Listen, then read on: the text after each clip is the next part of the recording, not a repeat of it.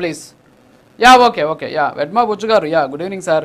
So ఇదేంటో మొత్తం కూడా అంటే బీఆర్ఎస్కి సంబంధించినటువంటి ఒక వ్యవహారంలో కాంగ్రెస్, బీజేపీ, తెలుగుదేశం పార్టీ వీళ్ళందరూ కూడా కలిసి ఏదో చేసేస్తున్నారు అన్నట్టు మన విజయ్ కుమార్ గారు మాట్లాడుతూ ఉన్నారు.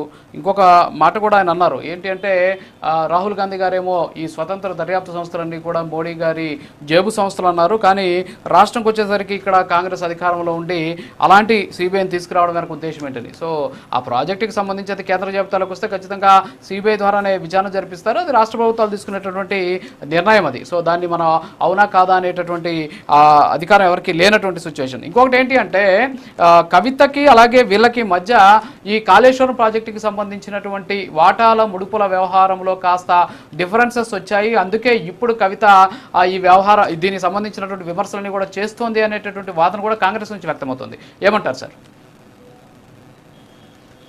వాస్తవంగా విజయ్ గారు ఏదైతే బీజేపీ, చంద్రబాబు, అదేవిధంగా రేవంత్ రెడ్డి ట్రాప్లో కవిత గారు పడద్దని తను మాట్లాడతారు.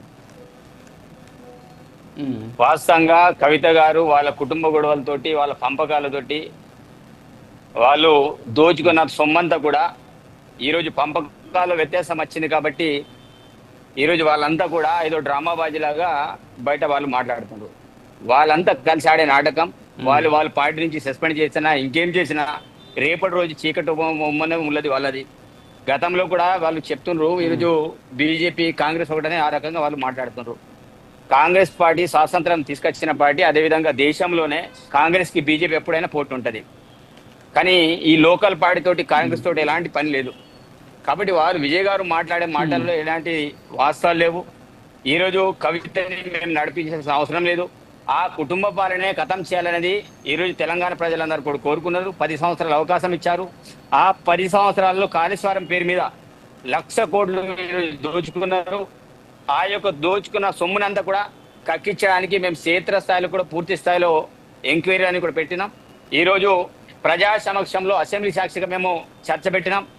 అసెంబ్లీ పరంగా కూడా ఈరోజు రాష్ట్రంలో ఉన్న ప్రజలందరూ కూడా గమనించారు. మాకున్న అపోజిషన్ పార్టీ వాళ్ళు కూడా ఈ విషయం తెలవాలి. ఈరోజు ఎంఐఎం అయితేనేమి, అదేవిధంగా బీజేపీ అయితేనేమి, అదేవిధంగా సిపిఐ అయితేనేమి రాష్ట్ర ప్రజలందరూ కూడా చట్టసభల్లో ద్వారానే అందరూ తెలవాలని ఆలోచనతో చట్టసభలో పెట్టినాం. అదే కేసుని ఈరోజు సిబిఐకి అప్పగించినాం. ఈరోజు వీరేదో రేవంత్ రెడ్డి గారు నడిపిస్తే కవిత నడుస్తుందనో, లేకపోతే చంద్రబాబు చెప్తే ఇక్కడ వ్యవహారం నడిపిస్తున్నారనో, బీజేపీ చెప్తే ఇది ఆడుతున్న డ్రామానో కాదు. ఈరోజు బీజేపీకి అనుబంధంగా ఉన్నది బీఆర్ఎస్ పార్టీ. ఆ రోజున కేంద్రంలో నల్ల చట్టాలు తీసుకొస్తే పూర్తి స్థాయిలో మద్దతు ఇచ్చింది బీఆర్ఎస్ పార్టీ. ఈ రోజు ఈ విషయాన్ని అంతా కూడా గ్రహించాలి. ఈ రోజు ఈ డ్రామా నాటకాలు ఆడి ఏదో కవిత అటువైపు వెళ్తుంది, లేకపోతే రేవంత్ రెడ్డి గారు నడిపిస్తారని మాటలేదు వాస్తవం. దాని ఎట్టి పరిస్థితుల్లో మా వాళ్ళు ఎవరు కూడా జనాలు కూడా ఎక్సెప్ట్ చేయాలి. తెలంగాణ ప్రజలందరూ కూడా చూస్తున్నారు. ఓకే. ఇంకొకటి ఇక్కడ ఏంటంటే సరే వాళ్ళ మధ్య నిజంగా వాటాల్లో తేడాలు వచ్చాయా ఇవన్నీ కూడా పక్కన పెట్టేస్తే వాస్తవంగా బీఆర్ఎస్ తోటి ఎప్పటి నుంచో వాళ్ళ మధ్య ఒక గ్యాప్ అయితే ఏర్పడినటువంటి పరిస్థితి. అయితే ఇక్కడ ఒక కుటుంబ వివాదం అంటే కవితని ఎవరు నడిపిస్తున్నారు, లేకపోతే దీని వెనక కుట్ర ఉందా, ఈ వ్యవహారాలను కూడా పక్కన పెట్టేస్తే ఒక కుటుంబానికి సంబంధించిన ఇష్యూ, అలాగే ఫ్యామిలీ పాలిటిక్స్. మరి దీంట్లో మీ పాత్ర ఏముంటుంది? మరి మీ మీద ఎందుకని ఇలాంటి విమర్శల ఆరోపణలు వస్తున్నాయండి? పనికిరాని ఆరోపణ వాళ్ళు చేయడం వాళ్ళకి అలవాటు.